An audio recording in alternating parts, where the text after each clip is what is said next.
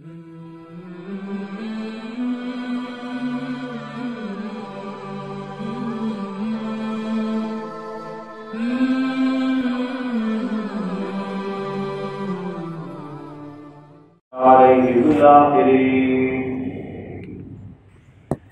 عائشة رضي الله تعالى عنها قالت قال رسول الله صلى الله عليه وسلم ما عمل ابن آدم من عمل يوم النحر أحب إلى الله من إهراق الدم وإنه ليأتي يوم القيامة بقرونها وأشعارها وأذنابها وإن الدم ليقع من الله بمكان قبل أن يقع بالأرض فطيبوا بها نفسا أو كما قال عليه الصلاة والسلام إن الله وملائكته يصلون على النبي يا أيها الذين آمنوا صلوا عليه وسلموا تسليما اللهم صل على محمد وعلى آل محمد كما صليت على إبراهيم وعلى آل إبراهيم إنك حميد مجيد اللهم بارك على محمد وعلى آل محمد كما باركت على إبراهيم وعلى آل إبراهيم إنك حميد مجيد میرے محترم بزرگ اور دوستوں، گزشتہ جمعہ کو سیدنا ابراہیم علیہ السلام کے مبارک احوال کو، حالات کو، اور انہوں نے اللہ کی توحید اور وحدانیت کے لیے جو قربانیاں دیں ان کا بیان ہوا تھا۔ اللہ پاک نے جب ان کو خلیل اللہ بنایا، اپنا دوست بنایا، اس کے لیے ان کو کن کن امتحانوں سے گزارا گیا۔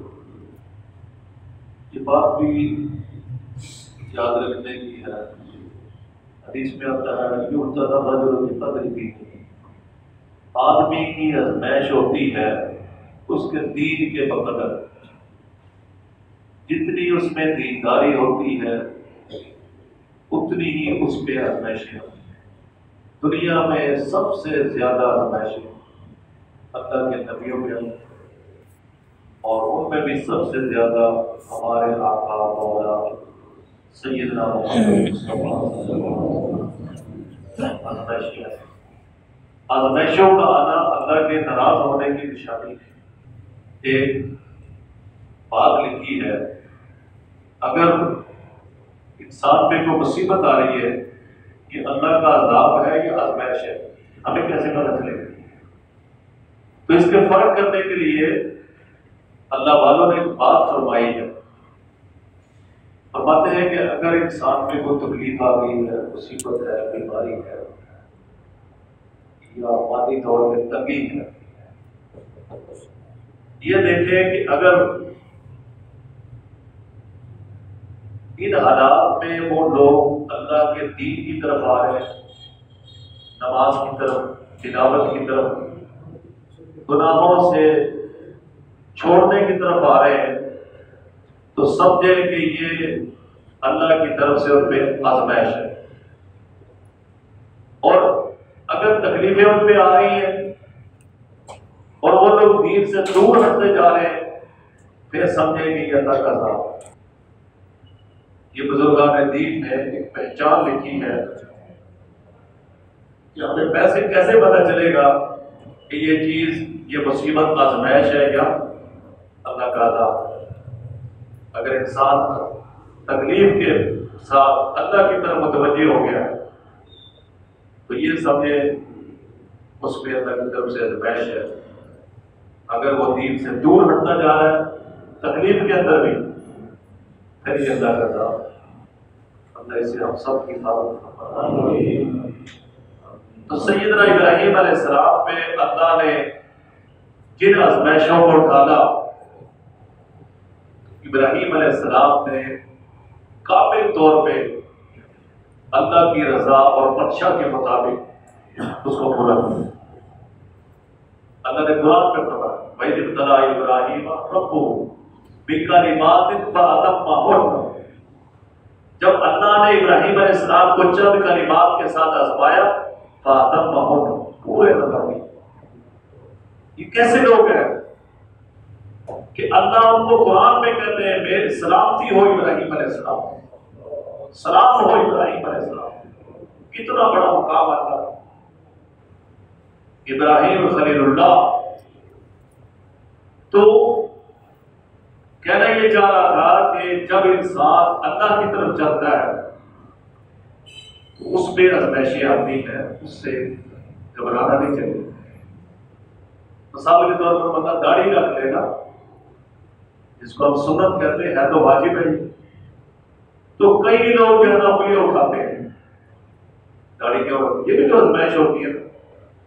اللہ فرماتے ہیں الف لام میم حسب الناس یترکوا یقولوا آمنا وهم لا یفتنون، کیا لوگوں نے یہ خیال کیا ہے کہ انہوں نے کہہ دیا کہ ہم ایمان لے آئے اور ان کی آزمائش نہیں ہوگی؟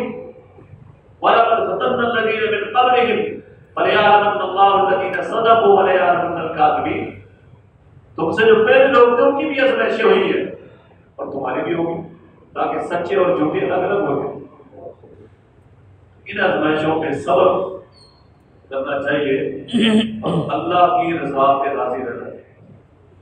اور عبداللہ بن مسعود رضی اللہ عنہ فرماتے ہیں کہ میرے اوپر آسمان گر جائے یا میں زمین پہ گر کے ہلاک ہو جاؤں،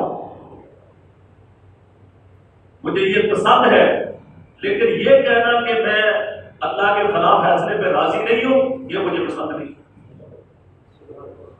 اور جو اللہ کا فیصلہ ہے وہ ہمیں اس پہ راضی رہنا چاہیے۔ اللہ والے بیماری میں شعر پڑھتے تھے نا، لطف سجن دا بدم کہہ سجن گا ایمی سجن واہ تے اومی سجن واہ، اللہ نعمتیں عطا کرے تب بھی اللہ کا شکر ہے، اور اللہ کو تکلیف ڈال دے اس میں بھی اللہ کی رضا پہ راضی رہنا چاہیے۔ سوچنا چاہیے کہ اگر ہم اللہ کی رضا پہ راضی نہیں رہیں گے تو کیا کر لیں گے؟ تو کچھ کر سکتے ہیں۔ اور صبر، اللہ کی رضا پہ راضی رہنا، یہ پہلے مرحلے میں ہوتا ہے، جب آدمی پیٹ پیٹ کے لوہا کر کے تھک جاتا ہے، اب کہتا ہے جی میں تو اللہ کے فیصلے پہ راضی ہوں۔ اب نہیں، صبر ان صدمۃ الاولیٰ، یہ مصیبت کے پہلے وقت میں صبر ہوتا ہے، آنکھوں سے آنسو بہہ جائے کوئی اس پر پکڑ نہیں، لیکن زبان سے کوئی اللہ کی ناراضگی والا کلمہ نہ نکلے، یہی نکلے کہ یا اللہ میں تیری رضا پہ راضی ہوں۔ جس کو رضا بالقضا نصیب ہو گئی وہ آدمی کامیاب ہو گیا۔ تو ابراہیم علیہ السلام ہر مرحلے میں اگر گھر والوں کے ساتھ توحید کے لیے دعوت کے لیے کھڑے ہوئے اس میں بھی کامیاب، اگر قوم کے سامنے کھڑے ہوئے اس میں بھی کامیاب، اگر وقت کے بادشاہ نمرود کے سامنے کھڑے ہوئے اس میں بھی کامیاب۔ اللہ نے پھر ان کو کہا کہ اب یہاں سے چلو، عراق کو چھوڑا، پھر مصر میں آئے، پھر آگے فلسطین میں آباد ہوئے۔ یہ کہنے کو معاملات بالکل لفظوں میں ادا ہو جاتے ہیں، لیکن میرے بھائیوں یہ ان پہ پورا اترنا یہ اللہ ہی کی توفیق سے ہوتا ہے۔ ایک بات کو ایک نکتہ بتاتا ہوں کہ لوگ کہتے ہیں کہ یا اللہ مجھے مال دے میں تیرے راستے میں خرچ کروں، مجھے مال دے میں تیرے راستے میں خرچ کروں۔ مولانا جب 6 سال تک تھے دعائیں مانگتے تھے کہ یا اللہ جو ہے نا یہ دنیا کو ہدایت دے دے، سب کو نا پرائیویٹ میں بھیج دے، سب چلا 4 مہینے لگا دے۔ تو ان کو خواب آیا، ایک کشف ہوا کہ اگر آپ بھیج دے تو تم سنبھال لو گے، اگر پورا لاہور ہی رائیویٹ چلا جائے چلا لگانے کے لیے تو رائیویٹ والے سنبھال سکتے ہیں؟ اب خاموش۔ تو حاجی عبدالوہاب صاحب رحمۃ اللہ علیہ سے عرض کیا کہ حضرت میں نے یہ دیکھا ہے تو مجھے آواز آئی کہ اگر ہم لوگوں کو بھیج دیں تو تم ان کو سنبھالو گے. اب میرے پاس کوئی جواب نہیں. ایسا رحمۃ اللہ نے فرمایا کہ یہ کہنا تھا کہ یا تو ان کو بھیج بھی دے اور سنبھال بھی دے. بھیجنا بھی تو نے اور سنبھالنا بھی تو نے. اس لیے جب بندہ اللہ سے یہ مانگے یا اللہ مجھے مال دے کہ میں تیرے راستے میں خرچ کروں گا، خود دعوے نہ کرے، یوں کہے اے اللہ مجھے مال دے اور اس کو خرچ کرنے کی بھی توفیق دے گا. پرانی قوموں کا واقعہ نہیں پڑھا آپ نے؟ ایک گنجا تھا، ایک کوڑی تھا اور ایک اندھا تھا. جب ان کو اللہ نے مال دیا اور مانگنے والا آیا کہ وہ کیا ہوتا ہے؟ ہم بھی اللہ کے نام پہ دے سکتے. تینوں میں ایک اندھا کامیاب ہوا، باقی دو فیل ہو. تو کوئی نعمت مانگے اور یہ کہے کہ اللہ میں یہ کروں گا، جو کو اللہ یہ کرنے کی توفیق تو نے دے دی. مال بھی دیا اللہ مجھے دینا اور اس کو خرچ کرنے کی توفیق بھی یا اللہ تو نے دے دی. تو سیدنا ابراہیم علیہ السلام جب ان ساری آزمائشوں سے کامیاب ہو کر فلسطین میں پہنچے، اب ہاجرہ کے یہاں اللہ نے بیٹا عطا کیا، اکلوتا اسماعیل علیہ السلام. یہاں یہ ذہن میں رکھیں کہ ابراہیم علیہ السلام کے جو بیٹے ہیں اسحاق اور اسماعیل علیہ السلام، یہودی یہ کہتے ہیں کہ ذبح کے لیے جن کو لٹایا گیا وہ اسحاق ہے، اور مسلمان یہ کہتے ہیں کہ جن کو ذبح کے لیے لٹایا گیا وہ اسماعیل ہے. اور حدیث میں آتا ہے کہ نبی کریم صلی اللہ علیہ وسلم نے فرمایا انا بنو ذبیحہ ہے، میں دو ذبیحوں کا بیٹا ہوں، میں دو ذبیحوں کا بیٹا ہوں. ایک ذبیح اسماعیل علیہ السلام ہے اور دوسرے ذبیح آپ کے والد حضرت عبداللہ. کبھی انشاءاللہ اس پہ عرض کروں. تو بہرحال ابراہیم علیہ السلام نے کہا کہ بیٹا میں نے خواب دیکھا ہے کہ میں تجھے ذبح کر رہا ہوں، فانظر ماذا، تو تمہارا کیا خیال ہے؟ اب اسماعیل علیہ السلام نے یہ نہیں کہا بھائی میں ذرا ماں جی سے پوچھ لوں یا بھائی آپ کیسی باتیں کر رہے. فانظر ماذا کہا، ابا جی جو اللہ کا حکم آپ کریں. نبی کا خواب بھی وہی ہوتا ہے اور صحابہ کی ایسی مقدس جماعت ہے، ان کے خواب کی بھی تائید اللہ نے وہیں سے فرمائی. کہ جو آج ہم 5 وقت اذانیں دیتے ہیں یہ کیا ہے؟ یہ ایک صحابی کا خواب ہے جو انہوں نے دیکھا. اس کو اللہ نے شعار اسلام بنا دیا. اللہ کے ہاں صحابہ کا یہ مقام ہے. اللہ ان کی جوتیوں کے خاک میں ہمیں جگہ نصیب فرمائے. صحابہ اور اہل بیت کی محبت ہمارے ایمان کا حصہ ہے. اللہ اسی میں ہمارا خاتمہ فرمائے. تو فانظر ماذا ترى، اسماعیل نے کہا بھائی جو کہا آپ کریں بس. قال یا ابت فعل ستجدنی ان شاء اللہ من الصابرین، اگر اللہ نے چاہا تو آپ مجھے صبر کرنے والوں میں پائیں گے. میرے بھائیوں قرآن پڑھا کریں. قرآن کے الفاظ میں عجیب نظر ہے. ستجدنی، اب اپنا ارادہ کھول کے کہہ دیا.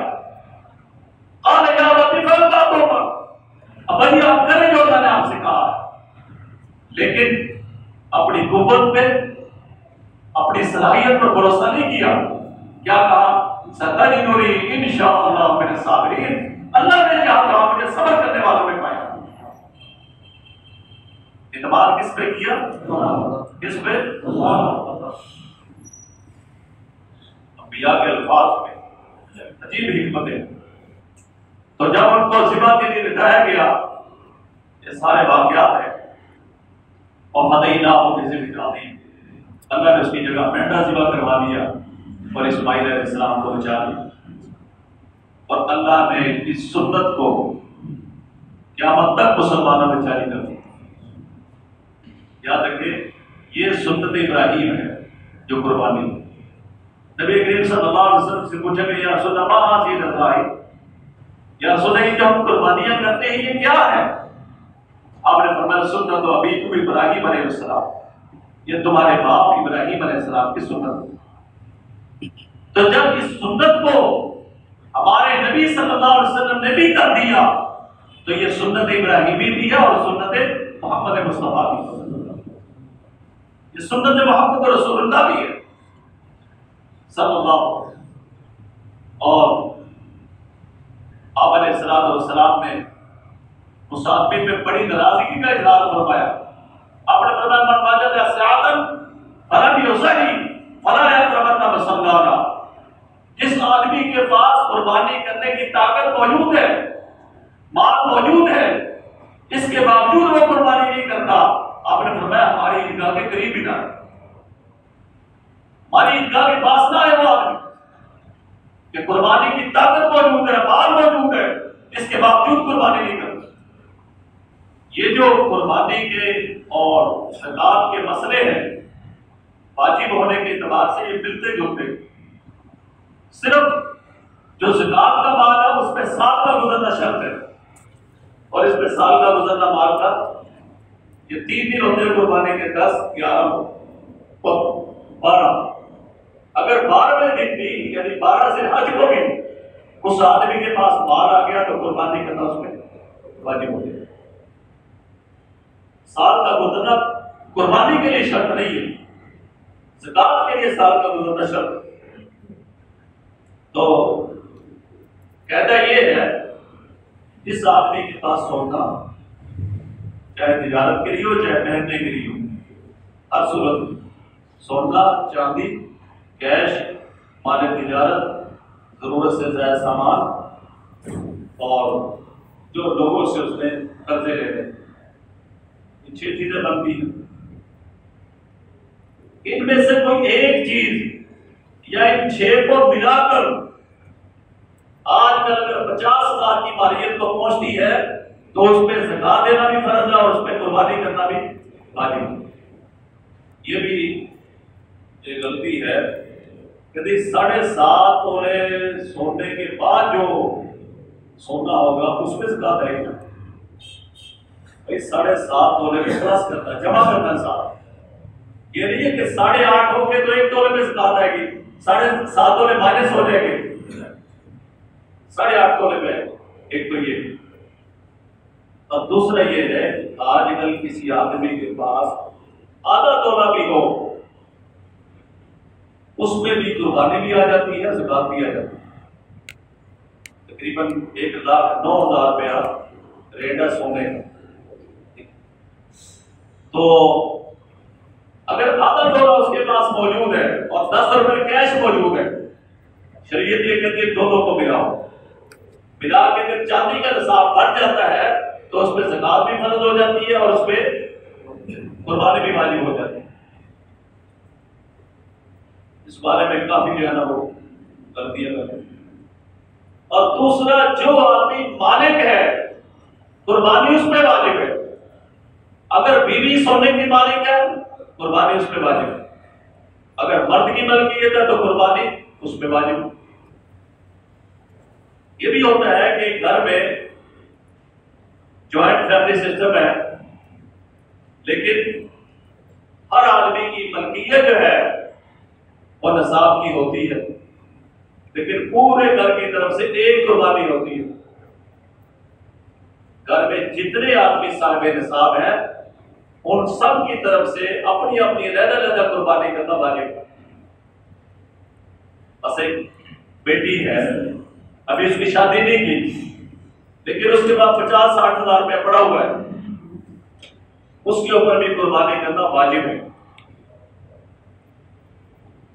کئی لوگ یہ کہتے ہیں کہ وہ شادی ہو جائے گی پھر وہ قربانی آئے گی، بالغ ہو، شادی ہوئی ہو یا نہ ہوئی ہو، صاحب نصاب ہو تو اس پہ قربانی کرنا واجب ہوتا ہے، اگر نہیں کرے گی تو گنہگار ہو۔ اور دوسرا اس پہ قربانی واجب ہے، مثلا بیوی ہے اس پہ قربانی کرنا واجب ہے، بیٹی ہے، بیٹا ہے، ان پہ بھی قربانی آ رہی ہے۔ اب جو باپ ہے گھر کا جو سربراہ ہے اور سب کی طرف سے جو ہے وہ قربانی کرنا چاہتا ہے، وہ سب کو بتا دے بھائی میں آپ کی طرف سے قربانی کر رہا ہوں، سب کی طرف سے قربانی ہو گئی، گائے لے لی، اس میں ان کے حصے رکھ دی۔ نفل میں اجازت لینے کی ضرورت نہیں ہے، لیکن واجب اور فرض ادا کرنا ہے تو اس میں ان کی اجازت لینی چاہیے۔ اور عورت ہے اس پہ قربانی واجب ہے، وہ قربانی نہیں کرتی، وہ کہتی خامد کرے، خامد بیچارہ کیا کرے، وہ کہتی خامد کرے یا نہ کرے۔ یاد رکھے اگر خامد نے کر دی تو اس کی مہربانی ہے، اگر اس نے قربانی نہیں کی تو گناہگار خامد ہوگا یا بیوی ہوگی؟ یاد رکھیے قیامت کے دن جو گناہ ہوگا وہ عورت کو ہوگا، نقد پیسے نہیں ہے تو زیور بیچ کے قربانی دے۔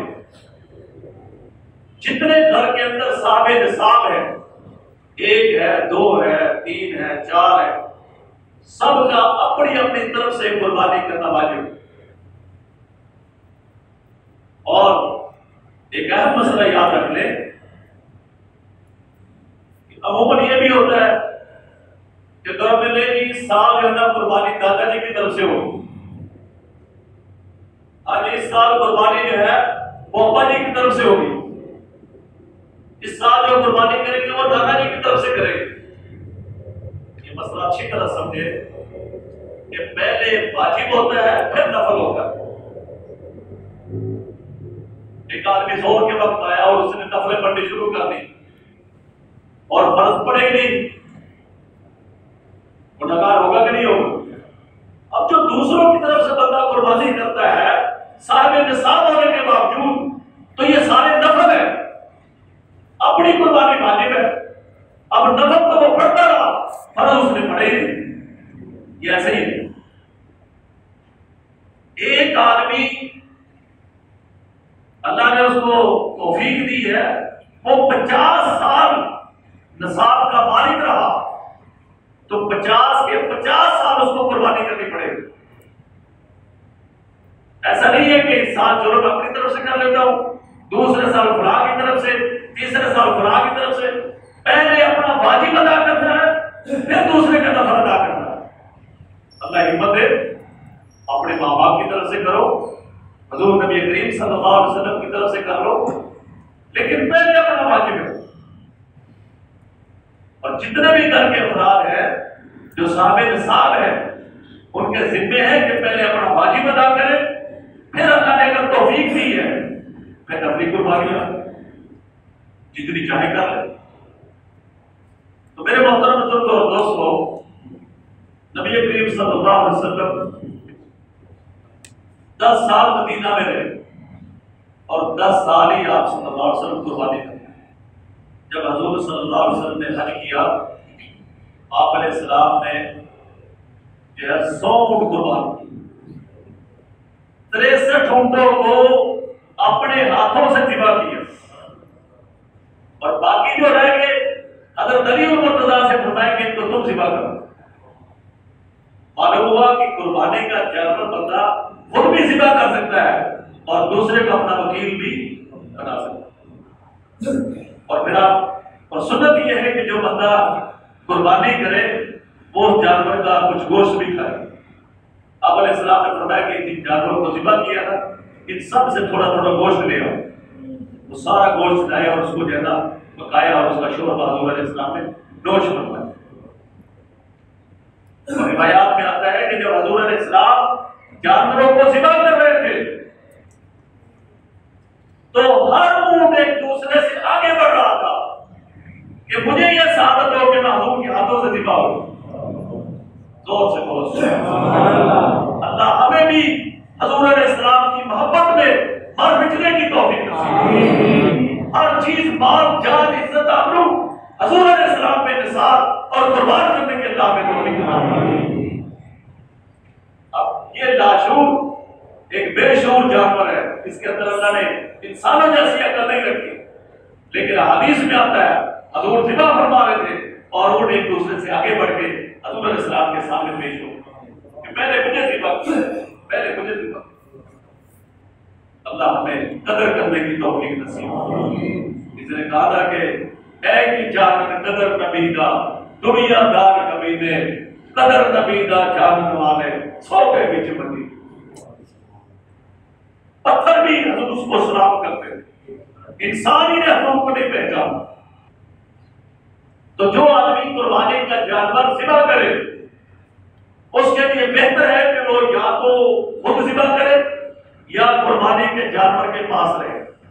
اور جو آدمی یا یہ سمجھے کہ آپ جو جانور لیتے ہیں جس میں حصہ ڈالتے ہیں، گائے ہے یا اونٹ ہے، اونٹ بھی 7 آدمی کی طرف سے ہو سکتا ہے، گائے بھی 7 آدمی کی طرف سے ہو سکتی ہے، تو اس میں 2 چیزوں کا خیال کریں ورنہ 7 میں سے کسی کی قربانی نہیں ہوگی۔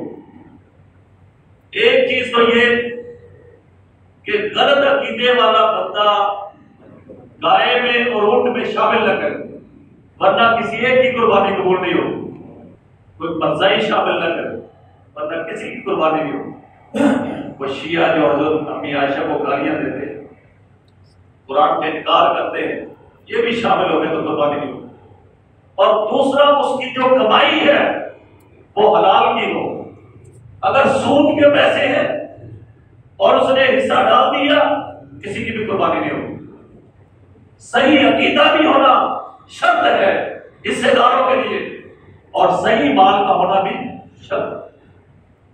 اور جو قربانی کے جانور ہیں وہ متعین ہیں، گائے کی قربانی ہو سکتی ہے، اونٹ کی قربانی، دمبے بھیڑ کی قربانی جس کو ہم نیلا بھی کہتے ہیں، اور اسی طرح بھینس کی قربانی۔ بھینس کی قربانی میں لوگوں کو بڑا اشکال ہے، یہ آج کل نبی تحقیق آ رہی ہے، دین کے جو اصول 1400 سال سے چلے آ رہے ہیں، کہتے ہیں نہیں وہ غلط ہے، میں صحیح کہہ رہا ہوں۔ انہوں نے غلط تحقیق کی، آج ہم نبی تحقیق لا رہے ہیں۔ دین کے جو مسائل پوری امت 1400 سال سے عمل کرتی آ رہی ہے، آج یہ کہہ رہے ہیں جناب وہ غلط تحقیق کر گئے ہیں، ہم صحیح تحقیق کریں گے۔ اچھا جی کیا تحقیق کی آپ؟ مجھے بھینس کی قربانی نہیں ہوتی، اچھا تو دودھ کیوں پیتے ہو؟ سارا گوشت کیوں کھاتے ہو؟ حضرت امام ابو حنیفہ رحمۃ اللہ علیہ، امام شافعی، امام مالک، امام احمد بن حنبل، لوگ جانتے بھی ہیں ان کو کتنی حدیثیں یاد ہیں؟ 3 لاکھ حدیثیں امام مسلم رحمۃ اللہ علیہ فرماتے ہیں مجھے یاد ہے، جن میں سے میں نے 7000 حدیثوں کو جمع کیا مسلم شریف کے اندر، سبحان اللہ، 3 لاکھ میں سے۔ اور امام احمد بن حنبل وہ کوئی چھوٹے لوگ ہیں نعوذ باللہ، اور امام ابو حنیفہ اور امام مالک، اٹھاؤ موتا امام مالک، موتا امام مالک کے اندر امام مالک رحمۃ اللہ علیہ فرماتے ہیں البقر والجاموس سواء، کہ گائے کا اور بھینس کا ایک ہی حکم ہے۔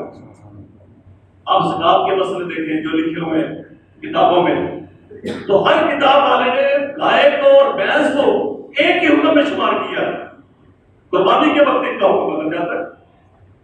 صرف اتنا فرق ہے کہ گائے اربوں کے اندر زیادہ ہوتی تھی اور جو جاموس بھینسیں ہیں یہ ہمارے بنسبیر میں زیادہ تھی۔ تو محدثین نے، فقہائے کرام نے، موطا امام مالک حدیث کی کتاب ہے، کوئی اس کا انکار نہیں کر سکتا، اس کے اندر لکھا ہوا البقر والجاموس سواء، کہ گائے اور بھینس کا ایک ہی حکم۔ شبوں کو شبہات ڈالتے نہیں، بھینس کی قربانی نہیں ہو، بھینس کی قربانی، بھینس کی قربانی بالکل ہوتی ہے، ہوتی ہے، ہوتی ہے۔ یہ امام مالک سے بڑے نہیں، امام احمد بن حنبل سے بڑے نہیں، امام ابو حنیفہ سے بڑے نہیں، یہ امام شافعی سے زیادہ حدیثیں ان کو یاد نہیں، امام بخاری سے زیادہ ان کو حدیثیں یاد نہیں ہے۔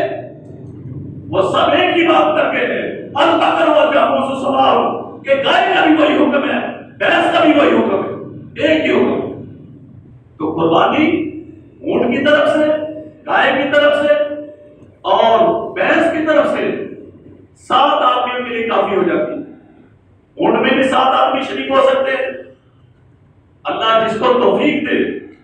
لکھا ہوا کہ سب سے اعلیٰ قربانی جو ہے وہ اونٹ کی، اس میں شرکت کرے، اور بھینس اور گائے اس کے اندر بھی جو ہے وہ साथ साथ आप भी शरीक हो सकते हैं। मसाइल तो इंशाअल्लाह बस करूंगा। एक मसला याद रखें कि गाय में, ऊंट में और भैंस में 7 हिस्से होते हैं। अब फर्ज करें 2 आदमी मिलकर गाय खरीदते हैं कुर्बानी करने के लिए या भैंस खरीदते हैं, तो इसमें एक आदमी 4 हिस्से ले ले और एक आदमी 3 हिस्से ले ले, 3.5 नहीं कर सकते। एक हिस्से से कम जो है उसमें शिरकत नहीं होगी। ऊंट लिया है, गाय ली है या भैंस ली है, तो अगर हिस्सेदार ज्यादा हो तो उसका तरीका यह है कि किसी हिस्से में कसम ना आए। एक आदमी 5 हिस्से ले ले, एक आदमी 2 हिस्से ले ले, एक आदमी 4 ले ले, दूसरा 3 ले ले, एक 4 ले ले और दूसरा 3 ले ले, ये किसी हिस्से में कसम ना आए। और याद रखें ये जो हिस्से हैं, ये जो मुतय्यन करने हैं कि मेरे 4 हिस्से हो गए उसके 3 हिस्से हो गए, ये ज़िबा करने से पहले अब ज़िबा हो गई है, अब कोई आदमी शोर डाल दे कि नहीं मैंने 5 नहीं लेने थे, मैंने 4 लेने थे। ये फैसला, ये मामला ज़िबा से पहले हो सकता है। और इनके जो उम्रें हैं, गाय और भैंस, इसका 2 साल का होना जरूरी है, और ऊंट जो है ये 5 साल का, और बकरा या बकरी या दुम्बा लेला इसका जो है ना वो 1 साल का होना जरूरी है। ये जो दोदा कहते हैं ना, ये एक अलामत है। अगर किसी ने घर में कोई जानवर पाला है, वो 2 साल का पूरा हो चुका है और भी वो दोदा नहीं हुआ, तो 2 साल का होना शर्त है, दोदा होना शर्त नहीं। ये दोदा होना अलामत है। लेकिन जो भी हम मंडियों से जानवर खरीदते हैं, तो अब लोगों में वो सच्चाई भी नहीं है, इसलिए किसी तजर्बाकार को साथ लेकर जाएं और जानवर को चेक कर लें कि वो दोंदा भी है कि नहीं। अगर वो जानवर दोंदा ना हुआ, उसकी उम्र कम हुई, तो याद रखिए उसकी कुर्बानी नहीं होगी। एक आदमी एक जानवर में थोड़ा गोश्त है, ज्यादा गोश्त है, वो एक अलग बात है, लेकिन दोंदा होना जो है ये एक अलामत है जिसको जरूर देख लेना चाहिए। बाकी इंशाअल्लाह करूंगा हमारे